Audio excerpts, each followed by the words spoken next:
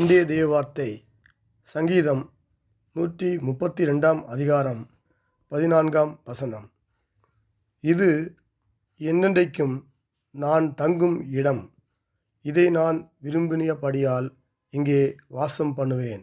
ஆமேன். இன்று கர்த்தர் தாம் விரும்பிய இடத்தில் வாசம் பண்ணுவேன் என்று கூறுகிறார். பழைய ஏற்பாட்டில் அது சீயோனாக இருந்தாலும் புதிய ஏற்பாட்டில் நாமே அந்த ஆலயமாக இருக்கிறோம்.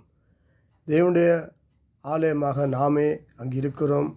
அதற்குள் தேவன் தங்கியிருப்பார்.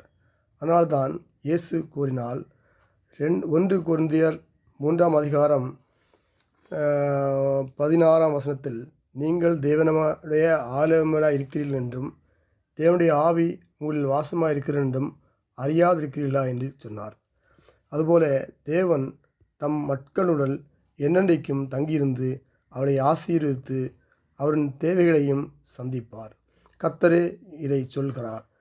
நான் விரும்பிய இடத்தில் வாசம் பண்ணுவேன் என்று நம்முடைய சரீரத்தில் கூறியிருக்கும் கர்த்தர் நம்மோடு கூட இருந்து நம் அப்பத்தையும் நம் தன்மையினையும் ஆசீர்வதிப்பேன் என்று கூறுகிறார்.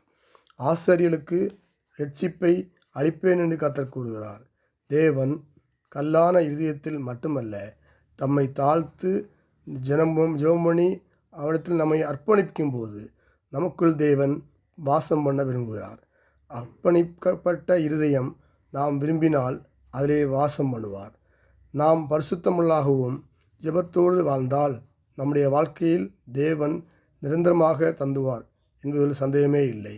கர்த்தாவே, இன்று என் வாழ்க்கையை உமக்கு ஏற்றதாகலமாக மாற்றும். நான் என்னில் தங்கிக்கும்படி உம்முடைய கருத்தில் ஒப்புக் கொடுக்கிறேன். இயேசு கிறிஸ்து நாமத்தில் பிதாவே, ஆமேன். நல்ல ஆண்டவரே, உங்களுக்கு நன்றி செலுத்துகிறோம். இந்த புதிய நாள் எனக்கு ஆசீர்வாதம் தாருங்க. ஆண்டவரே, ஜெபிக்கிற வேதம் வாசிக்கிற பிள்ளையை ஆசிரிங்க, ஊழியர்களை ஆசிரிங்க. யார் யாருக்கு நல்ல வேலை தேவையோ வேலையை கொடுங்கப்பா. ஆண்டவரே, உடல்நிலை செய்கிறவர்களுக்கு நல்ல சுகத்தை கொடுங்கப்பா, பலத்தை கொடுங்கப்பா. ஆசிரிங்க, ஊழியர்களை ஆசிரிங்க, தேவையை சந்திங்க. யார் யாருக்கு கடன் இருக்கோ கடன்கள் நீங்களே கர்த்தர் கிருபைங்கப்பா. நாள் முழுவதும் ஆசீர்வதித்து பாதுகாத்து வழிநடத்துங்க. இயேசு கிறிஸ்து நாமத்தில் ஜெபிக்கிறோம் ஜீவன் நல்ல பிதாவே. ஆமேன், ஆமேன், ஆமேன்.